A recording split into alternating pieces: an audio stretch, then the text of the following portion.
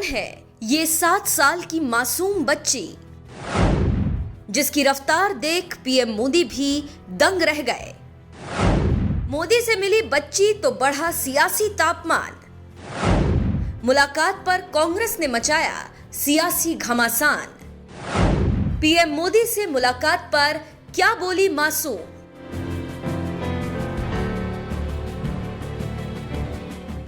देश के प्रधानमंत्री नरेंद्र मोदी और गृह मंत्री अमित शाह की जन्मभूमि गुजरात में होने वाले विधानसभा चुनाव को लेकर इस वक्त सियासत जोरों पर है।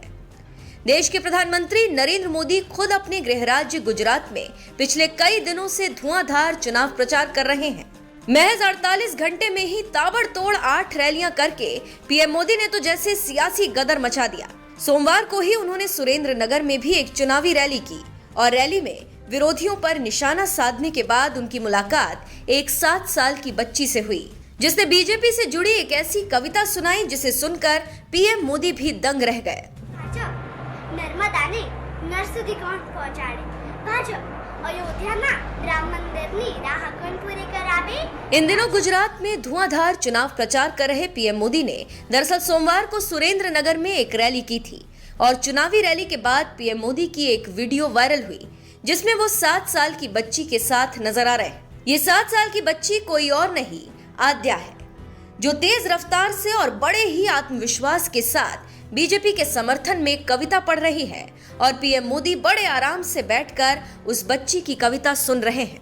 ये वीडियो सामने आते ही सोशल मीडिया पर छा गया और हर कोई ये जानने में जुट गया कि आखिर ये बच्ची है कौन। दरअसल ये बच्ची लिंबड़ी विधानसभा सीट से बीजेपी उम्मीदवार किरीट भाई राणा की भांजी है और बच्ची का नाम आद्या है, जो दूसरी कक्षा की छात्रा है। पीएम मोदी से मिली इस बच्ची से जब इंडिया टुडे के पत्रकार ने बात की तो उसने बताया, जब मैंने बोलना शुरू किया तो लगा कि मेरे दादा सामने बैठे हैं और मैं उनके सामने रिहर्सल कर रही हूँ। मैं बिल्कुल भी शर्मा नहीं रही थी, मैं दिल खोल के बोल रही थी। उन्होंने मुझे ऑटोग्राफ दिया। पीएम ने पूछा कि ऑटोग्राफ चाहिए या फोटोग्राफ, तो मैंने कहा कि दोनों चाहिए। तो फिर जाते हुए उन्होंने मेरे साथ फोटो भी खिंचवाई और ऑटोग्राफ भी दिया। मासूम बच्ची से जब पूछा गया कि उन्होंने बीजेपी से जुड़ी कविता क्यों याद की, तो 7 साल की आद्या ने बताया कि उन्हें बीजेपी बहुत पसंद है। मोदी और आद्या की मुलाकात से कांग्रेस को ऐतराज। आद्या का परिवार बीजेपी से जुड़ा है, इसीलिए उसने बीजेपी से जुड़ी कविता पीएम मोदी को सुनाई। लेकिन कांग्रेस को इस बात से ऐतराज है कि इस बच्ची ने बीजेपी की कविता क्यों सुनाई और उसने बीजेपी पर एक बच्ची से चुनाव प्रचार करने का आरोप लगा दिया। कांग्रेस प्रवक्ता सुप्रिया श्रीनेत ने राष्ट्रीय बाल अधिकार संरक्षण आयोग यानी एनसीपीसीआर के प्रमुख प्रियांक कानूनगो को निशाने पर लेते हुए पूछा, आप कौन सी कुंभकर्ण की नींद सो रहे हैं? कहां छुपे बैठे हैं? किसका डर है? आज बीजेपी एक मासूम बच्ची को पीएम मोदी के बगल में खड़ा कर चुनाव प्रचार करवा रही है और प्रियांक कानूनगो सो गए हैं। प्रियांक कानूनगो नाम के एक व्यक्ति हैं जो NCPCR the national commission for protection of child rights के हेड हैं, जो शाखा से ट्रेनिंग लेकर आए हैं और जब गैर राजनीतिक यात्रा में बच्चे ललक के राहुल जी के साथ आ रहे थे और ना राजनीति की कोई बात हो रही थी ना वोट की कोई बात हो रही थी, तो उन्होंने बड़े तगड़े से इलेक्शन कमीशन को चिट्ठी लिखी थी और इलेक्शन कमीशन ने फिर उसको उनके बोला ये हमारा अधिकार क्षेत्र नहीं, आपको जो करना है इस पे करिए। आप मुंह की खानी पड़ी थी। प्रियांक कानूनगो आज कौन सी कुंभकर्ण की नींद सो रहे हैं ये हम जानना चाहते हैं। एक छोटी सी बच्ची को वोट मांगने के लिए उकसाया जा रहा है और वो वहां पर प्रधानमंत्री के बगल में खड़े होकर विशुद्ध राजनीतिक काम उससे कराया जा रहा है और प्रियांक कानूनगो कहीं खोते से लग रहे हैं, कहीं सो गए, किस खो में घुस गए? क्या उनके अंदर दम नहीं है? क्या उनको डर लग रहा है या आंखों पे पट्टी बांध ली है? ये अपने आप में एक सवाल है।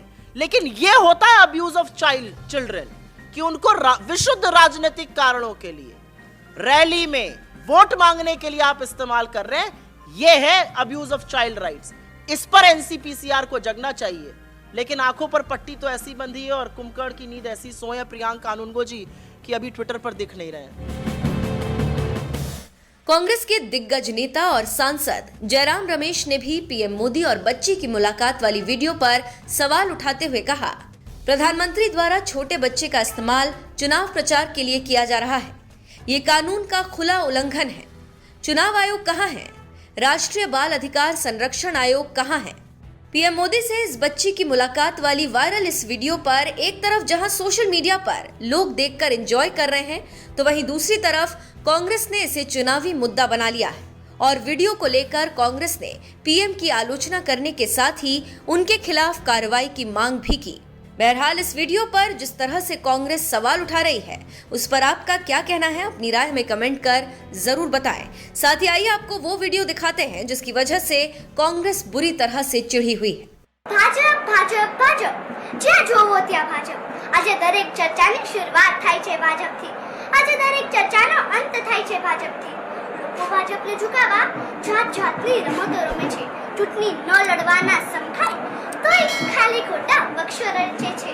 પણ આ વિકાસના સિદ્ધાંતો પર ચાલતી આ અડીખમ ભાજપને કોઈ નહીં મિટાવી શકે, કારણ કે કર્ફ્યુને ભૂતકાળ કોણ બનાવે? ભાજપ 370 ની કલમ કોણ હટાવે? ભાજપ નર્મદાને નર સુધી કોણ પહોંચાડે?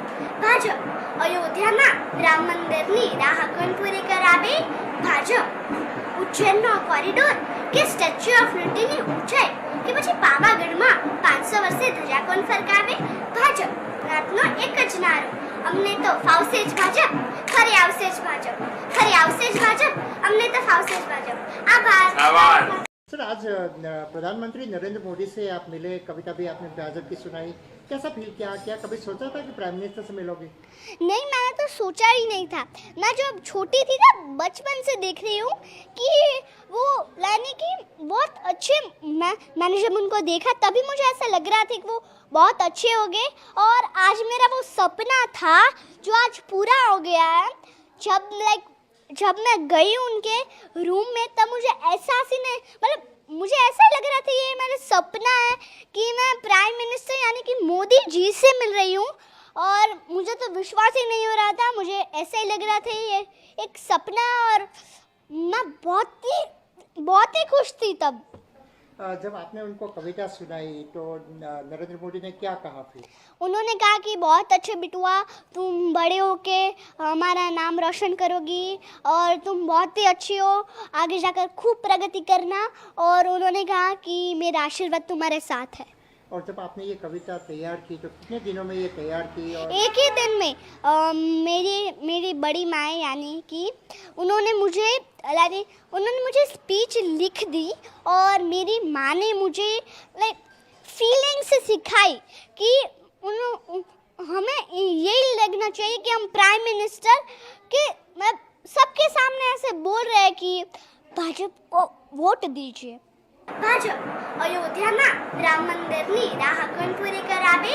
ભાજપ